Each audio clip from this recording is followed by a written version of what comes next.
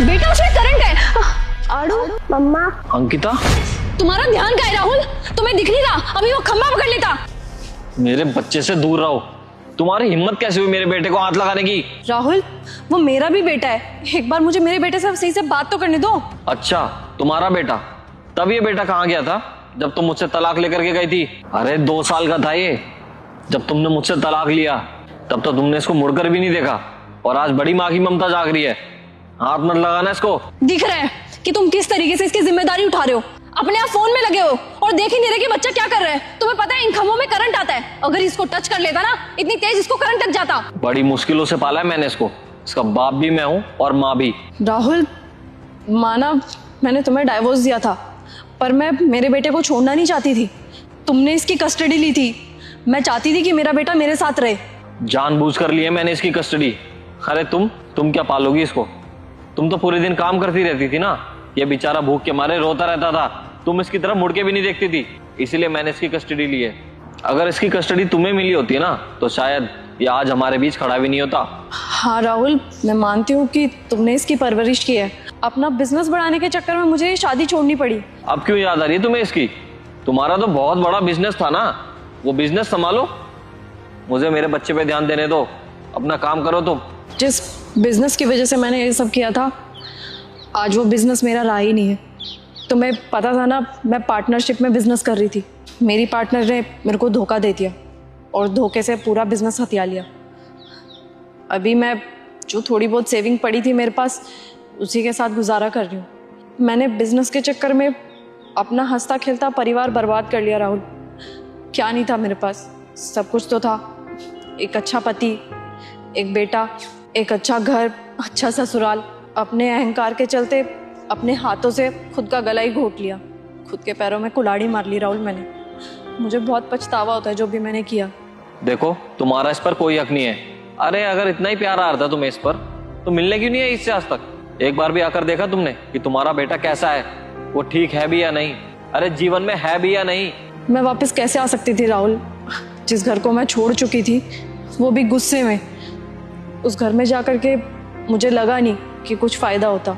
कोई मुझे अपनाता ही नहीं। जैसे मेरे माँ बाप ने मेरे को अपनाने से मना कर दिया, वैसे मुझे लगा तुम्हारे माँ बाप भी मेरे को अपनाने से मना कर देंगे, और तुम भी। तो मैं कैसे आ सकती थी राहुल उस घर में वापस? मम्मा।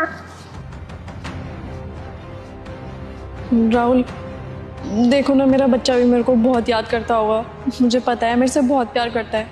मेरे से बहुत बड़ी गलती होगी राहुल। शायद भगवान मेरे को दूसरा मौका दे रहा है। प्लीज़ मेरे को माफ़ कर दो। मैं तुमसे वादा करती हूँ राहुल, मैं तुम्हें कभी छोड़ करके नहीं जाऊँगी। जब मैं माँ बनी थी ना, तब मुझे इन सब चीज़ों का एहसास नहीं था, लेकिन अब मुझे इन चीज़ों का एहसास हो रहा है। प्लीज़ मेरे को माफ़ कर दो राहुल। मैं आगे से तुम्हें छोड़ करके कभी नहीं जाऊँगी। मैं कभी मेरे बच्चे के बिना नहीं रह पाऊँगी राहुल। मैं तुम्हारे सामने हाथ जोड़ रही हूँ, मेरे को मेरे बच्चे के साथ रहने दो राहुल। देखो, जो भी तुमने किया है ना, वो माफ़ी के काबिल तो नहीं है, लेकिन सिर्फ इस बच्चे के लिए मैं तुम्हें एक और मौका देता हूँ, लेकिन सिर्फ एक शर्त पर। जब तुम मेरे माँ बाप के सामने जाके उनसे माफ़ी मांगोगी तब। हाँ राहुल, अब मैंने गलती की है तो माफ़ी तो मांगनी बनती है ना। मैं किसी के सामने भी जाकर के माफ़ी मांग लूँगी, पर मैं मेरे बच्चे के साथ रहना चाहती हूँ। आड़ू बेटा, मम्मा आपसे प्यार करती है ना? चलो आई लव यू बोलो उनको। I love you mama. I love you too बेटा। चलो चलते हैं। चलो।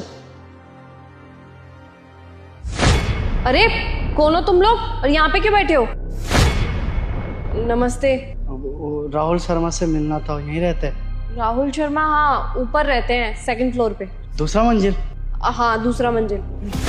अरे ये ऊपर कहाँ जा रहे थे हड़बड़ाहट में? अरे कहाँ जा रहे हो? चोर चोर चोर घुस रहे, चोर चोर। ये छोटे भैया, भैया भैया।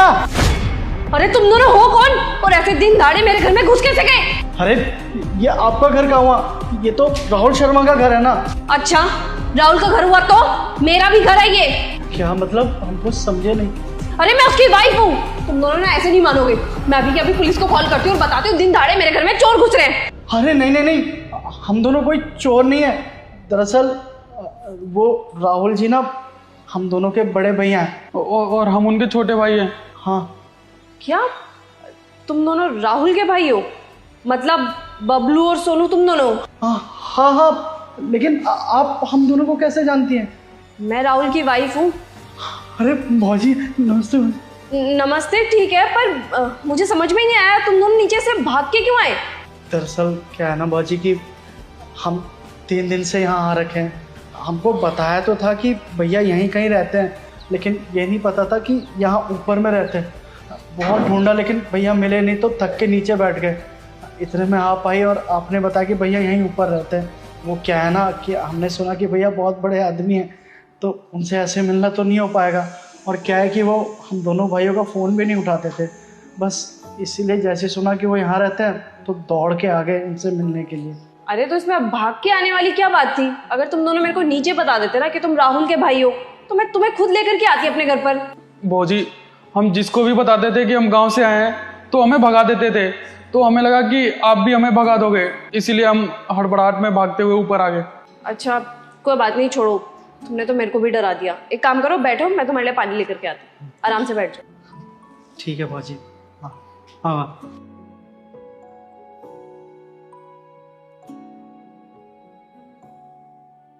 घरवा तो बढ़िया बनैले बड़ा ना। हाँ सही कहा तला।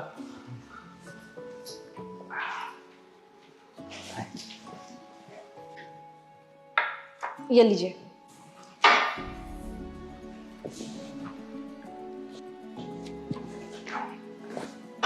भौजी वो भैया को बुला दीजिए ना, कुछ जरूरी बात करना है। हाँ इतनी भी क्या जल्दी है, आ जाएंगे आपके भैया। मतलब भैया घर पे नहीं है क्या? नहीं अभी तो वो घर पे नहीं है, ऑफिस जाते हैं ना आपके भैया, ऑफिस ही गए हैं। आप एक काम कीजिए ना, आप वो फ़ोन कर दीजिए उनको। क्या है ना कि बहुत ज़रूरी बात करना है, फिर क्या शाम को निकल भी जाएंगे, ट्रेन भी है। मैं उनको फ़ोन कर तो दूंगी, लेकिन वो मेरा फ़ोन अभी उठाएंगे नहीं। वो क्या है ना, आज सुबह ही वो मेरे को बता के गए थे कि उनके ऑफिस में आज बहुत इंपॉर्टेंट मीटिंग है, तो अभी वो मीटिंग अटेंड कर रहे होंगे, तो फ़ोन उठाएंगे नहीं। कोई बात नहीं, आप थोड़ा सा वेट कर लिए, शाम तक आ जाएंगे वो। नहीं भौजी, उसकी ज़रूरत नहीं है। क्या है, भैया ही नहीं है तो यार रुक के करेंगे क्या। एक काम करते हैं, हम दोनों वहीं नीचे बैठ जाते हैं, भैया आएंगे ना तो बता दीजिएगा। चल छोड़। अरे भैया कैसी बातें कर रहे हो आप लोग? आप लोग राहुल के सगे भाई हो और आप इस तरीके से नीचे बैठोगे, वो भी बाहर। अगर राहुल को पता लगेगा तो उसको कैसा लगेगा, और मुझे भी अच्छा नहीं लगेगा। भैया आप यहीं पे बैठिए, और वैसे भी ये राहुल का घर है, जितना उसका घर है ना उतना आपका भी है। भौजी आप बहुत अपना समझते हैं हमको, लेकिन भैया शायद हमको अपना समझते ही नहीं है। भैया पता नहीं आप लोग कैसी बातें कर रहे हो। वो हर महीने आप लोगों को मनी ऑर्डर्स के थ्रू पैसे भेजते हैं। मनी ऑर्डर भेजने से भौजी कोनो आदमी अपना नहीं होता। ऐसन पैसा का फायदा जब भैया हमारे साथ ही नहीं रहते। दरअसल भौजी आपको तो पता है ना कि भैया 7 साल पहले यहाँ शहर में आ गए थे कमाने के लिए, लेकिन उसके बाद ना गांव से नाता तोड़ लिया, कभी आते ही नहीं थे। बाबा को बहुत ज़्यादा दुख था कि भैया इतना दूर कमाने आए और कभी गांव भी नहीं आते, इसीलिए बाबूजी उनके वियोग में ना दम तोड़ दिए। और ये बात माँ को भी बर्दाश्त नहीं हुई। अरे क्या गलती की थी माँ, शहर भेजने के लिए तो राजी की थी बाबूजी को, भैया तो यहाँ के भूल गए हमको। भैया आप रोइए मत, मुझे तो समझ में नहीं आ रहा, पता नहीं आप लोग क्या बोल रहे हैं। आपको मैं बात बताऊं, राहुल आपके बारे में ना डेली बातें करते हैं, और ऐसा कोई दिन नहीं जाता जब वो बताते ना हो कि मेरे सोनू बबलू कितनी शरारत करते थे। क्या भैया हमारे बारे में आपको बताते थे? हाँ भैया आप खुद सोचिए ना, मैं आपसे पहली बार मिल रही हूँ, तो मुझे आप लोगों के नाम कैसे पता होते? पता बाजी, माँ को ना 2 बार दिल का दौरा पड़ा है, खाली यही बोलती है कि बड़का आएगा ना तभी प्राण त्यागेंगे। बाबा को तो खो दिए भाजी, लेकिन अगर माँ को कुछ हो गया ना तो हम भैया को कभी माफ़ नहीं करेंगे, कभी माफ़ नहीं करेंगे। उनको बोल दीजिए या तो साथ चले या तो हम लोगों से पूरा रिश्ता तोड़ दे। भैया वो तो आपको कभी ये बातें नहीं बताएंगे, पर मुझे लगता है आपको ये बातें जानना बहुत ज़्यादा ज़रूरी है। वो जब पिताजी की डेथ हुई थी ना, तब राहुल बहुत ज़्यादा डिप्रेशन में चले गए थे। आपको तो पता ही है कि वो पिताजी से लड़ कर के शहर में आए थे और उस टाइम उनके पास कोई पैसा ही नहीं था। वो सोचते थे कि पिताजी की डेथ उनकी वजह से हुई है और उनके भाई, उनकी माँ, कोई भी उनका चेहरा नहीं देखना चाहता। कोशिश उन्होंने बहुत बार की कि कैसे ना कैसे करके इलाज के पैसे जमा कर सकें, लेकिन उस टाइम सिचुएशन ही ऐसी थी, ना तो उनकी जॉब अच्छी लग रही थी और ना ही वो कहीं से पैसे अरेंज कर पा रहे थे। उन्होंने उधार लेने की भी कोशिश की थी, पर कोई उनको उधार देने के लिए रेडी नहीं था। वो कहते थे तो गांव से आया हुआ है, पता नहीं आज यहाँ पे है, कल फिर से गांव चला जाए तो कौन उनको ढूंढता रहे। तो इसकी वजह से कोई उनको उधार भी नहीं दे रहा था। बस यही वजह थी कि ना तो वो गांव आ पाए और ना आप लोगों से बात कर पाए। पर भैया आप लोग चिंता मत करिए, अब वो आएंगे ना तो मैं उनको खुद बोलूँगी कि गाँव जाओ, और उनको क्या, मैं भी आप लोगों के साथ चलूँगी और उनको बोलूँगी कि आप भी माँ से मिलो और मुझे भी माँ से मिलवाओ। अच्छा भौजी, आप भी चलोगे? पता है, माँ को ना इसी बात का दुख था कि भैया शहर में आके शादी कर लिए, कभी मिलने के लिए बोले भी नहीं।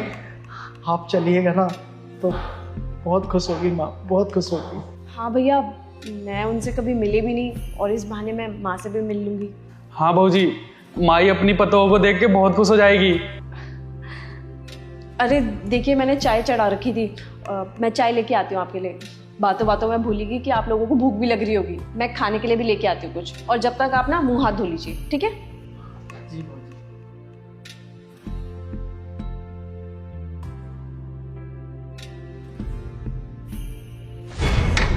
साहब, आधे घंटे चौकीदारी कर लो, मैं बस बाहर से खाना खा के आया। तेरी इतनी हिम्मत, तू मुझे चौकीदार के काम के लिए बोल रहा है? तेरा मालिक हूं मैं, समझ गया ना? अरे आपने थप्पड़ क्यों मार दिया मुझे? अगर आधे घंटे चौकीदारी कर लोगे तो क्या हो जाएगा आपका? वैसे भी तो आप ऑफिस से आ ही गए हो ना, मुझे बस खाना खा के आ जाना था, इतनी सी तो बात थी। आपने इतनी सी बात पे चाटा मार दिया मुझे। तेरा दिमाग खराब है क्या? तूने सोच भी कैसे लिया कि तेरी जगह चौकीदारी यहाँ पे मैं करूंगा? अबे इतनी बड़ी कंपनी का मालिक हूं मैं, और तू मुझे चौकीदारी करने के लिए बोल रहा है? तेरे अंदर शर्म नाम की चीज है कि नहीं है? अरे साहब, क्या हो जाता अगर आप आधे घंटे वहां पे चौकीदारी कर लेते तो? मैं कम से कम खाना तो खा के आ सकता था ना।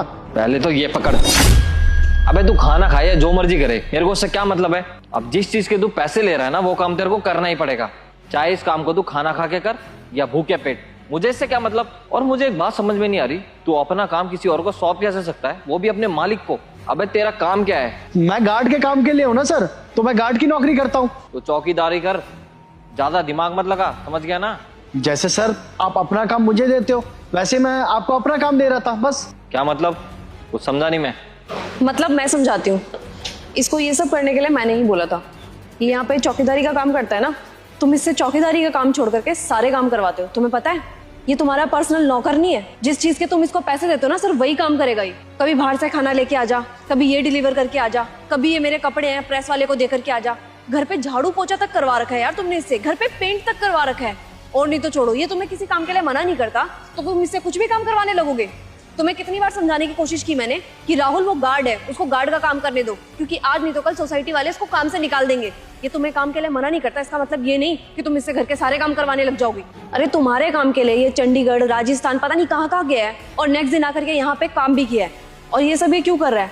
क्योंकि इसको सिर्फ इस चीज का डर है कि कहीं इसकी नौकरी न छिन जाए, और तुम उस चीज का फायदा उठाए जा रहे हो। अरे इसने क्या बोला है? आधे घंटे गार्ड का काम करने के लिए तो बोला है, कर लेते। और ये गार्ड होने के बाद तुम्हारे सारे काम कर रहा है, तो तुम इसका एक काम नहीं कर सकते? रहने दीजिए ना मैम साहब, अब तो मुझे लगता है कि साहब को सारी बातें समझ में आ गई हैं। और साहब सच बताए तो हम आपका सारा काम बस इसलिए कर देते थे क्योंकि हमें लगता था कि अगर हमने मना किया तो आप हमें नौकरी से निकाल देंगे।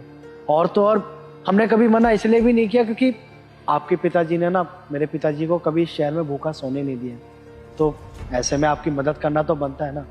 लेकिन जब पानी सर से ऊपर हो गया तब जाके हमने ये सारी बातें मैम साहब को बताई, और उन्होंने ही हमें ऐसा आइडिया दिया कि ये सब करने से आपको अपनी गलती का एहसास होगा। और मुझे लगता है कि आपको अपनी गलती का बहुत अच्छे से एहसास हुआ है। बाकी अगर मैंने सच में बहुत बड़ी गलती कर दी तो उसके लिए मैं आपसे हाथ जोड़ के क्षमा मांगता हूँ। रहने दो जतिन, तुम माफ़ी मत मांगो। मुझे समझ में आ गया है, मैंने अपने बहुत सारे पर्सनल काम तुमसे करवाए। अरे मैं चाहता तो वो काम खुद भी कर सकता था, वजह इसके मैंने तो तुम्हें अपना नौकर ही बना दिया। और सही कहा तुमने कभी मुझे मना नहीं किया। इस चीज़ का मैं हमेशा फ़ायदा उठाता रहा और तुम्हें और काम देता रहा, देर से ही सही। लेकिन इस चीज़ से मुझे एक बात तो समझ में आ गई है, आज के बाद मैं कभी ऐसा नहीं करूँगा। और जो भी आज से पहले गलतियाँ हुई है, प्लीज़ उसके लिए मुझे माफ़ कर देना। भैया अब जाकर के आराम से खाना खा के आ जाइए। ठीक है मैम साहब, ठीक है साहब, हम खाना खा के आते हैं।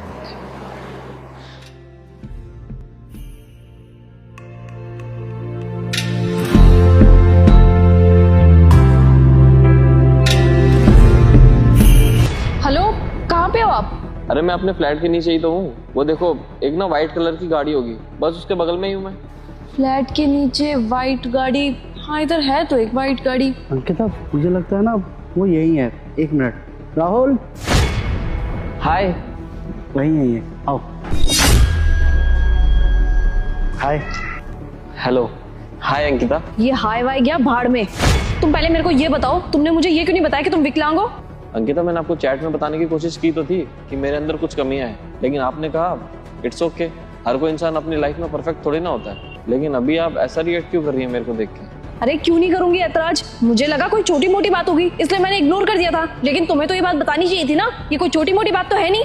अगर मुझे पहले से ये पता होता कि तुम हैंडीकैप हो तो मैं तुमसे मिलने कभी भी नहीं आती। आपने ही कहा था कि नोबडी इज परफेक्ट, तो मुझे लगा कि अगर मैं हैंडीकैप हूँ तो आप मेरे को इस सिचुएशन में भी एक्सेप्ट कर लोगे। मुझे लगा कि तुम्हें कोई फर्क ही नहीं पड़ेगा कि मैं कैसा दिखता हूँ।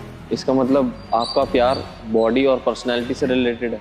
सामने वाला कैसे दिखता है, उसकी क्या पर्सनैलिटी है, आपको सिर्फ इस चीज़ से फ़र्क पड़ता है, ना कि इस चीज़ से कि उसका दिल कैसा है। जब हमारी बात हुई थी तो मुझे लगा था कि हम लोग दिल से कनेक्टेड हैं, लेकिन अब सामने तो तुम्हारा अलग ही रूप दिख रहा है। एक तो सभी लोग मेरा मजाक उड़ाते हैं और मेरी होने वाली वाइफ भी मेरे साथ ऐसा करेगी, तो ऐसा कैसे चलेगा? क्या यही प्यार है क्या अंकिता? ओ प्लीज शट अप। तुम्हें पता भी है प्यार होता क्या है? अंधा प्यार करने का ना मेरे पास टाइम नहीं है। मेरे लिए बहुत मैटर करता है कि इंसान कैसा है, उसकी पर्सनैलिटी कैसे है, उसके पास पैसा है कि नहीं है। ऐसे ही किसी से प्यार नहीं कर बैठूंगी मैं। खैर, अब तुम्हें देखने के बाद तो कुछ भी मैटर नहीं करेगा, क्योंकि तुम तो एक हैंडीकैप हो। Ankita, what's wrong with you यार? ये क्या करे जा रही हो तुम? माना तुम्हें उससे शादी नहीं करनी, इसका ये मतलब नहीं कि उसकी बेइज्जती में बेइज्जती किए जाओगी। हैंडीकैप है यार वो बेचारा, थोड़ा तो सोचो। Jatin, but wrong with you. तुम मेरे दोस्त हो या इसके दोस्त हो? तुम्हें दिख नहीं रहा क्या कि वो हैंडीकैप है? मैं इसके साथ कैसे अपनी लाइफ गुजारूंगी? बेवकूफ। और प्लीज मुझे मत सिखाओ किससे कैसी बात करनी है और किससे कैसे नहीं करनी है।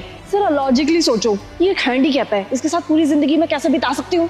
और ये हैंडीकैप के साथ साथ ना एक लूजर भी है, और मैं इसके साथ जिंदगी बिताऊं? No, never. खैर, और फालतू टाइम नहीं है मेरे पास। तू ना अपनी जैसी कोई लड़की ढूंढी हो, भगवान ने बनाई होगी कोई तेरी जैसी हैंडीकैप। चले जतिन। एक मिनट।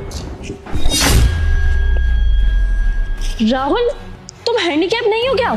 नहीं, मैं हैंडीकैप नहीं था।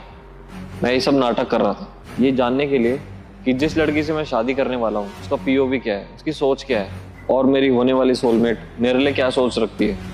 बस इसीलिए सोचा एक छोटा सा उसका टेस्ट ले लेता हूँ कि अगर वो मुझे इस हालत में एक्सेप्ट कर लेगी तो लाइफ में कोई भी सिचुएशन आए, कितना भी बुरा वक्त आए, वो लड़की हमेशा मेरे साथ खड़ी रहेगी। वो क्या है ना, आजकल का कुछ ज़माना ही ऐसा हो गया, सभी लड़कियों को बस वही चाहिए कि जिसकी पर्सनैलिटी अच्छी है, बॉडी अच्छी है, उसके पास पैसा कितना है, बैंक बैलेंस क्या है, उसका घर बार कैसा है, लेकिन दिल कोई नहीं देखना चाहता। अब देखिए ना, मैंने तो आप लोगों के सामने एक छोटा सा नाटक ही किया था, लेकिन आपने तो अपनी रियल पर्सनैलिटी मेरे सामने ला के रख दी।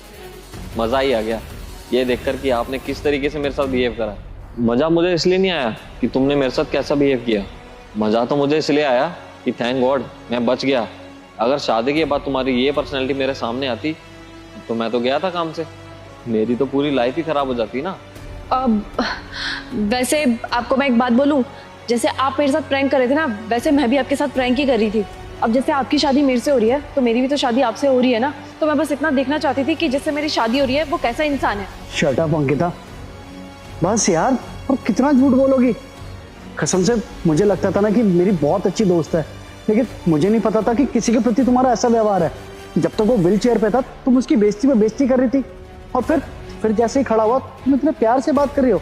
यार थोड़ा तो सेंस लगा लो। मुझे तो समझ में नहीं आता क्या हो गया आजकल की लड़कियों को। एक बात बताओ, कल को अगर इनको कुछ हो जाएगा तो तुम्हारा बर्ताव तो फिर ऐसे ही हो जाएगा ना जैसा अभी था। सच में यार, तुमसे ना ये उम्मीद तो कतई नहीं थी मुझे। थैंक यू सो मच भाई, सही का साथ देने के लिए। एक लड़का होकर तूने सही का स्टैंड लिया है, क्योंकि आज जो मेरे साथ हुआ है ना, कल को वो तुम्हारे साथ भी हो सकता है। कोई भी हो सकता है जो तुमसे नहीं, तुम्हारे पैसों से प्यार करे।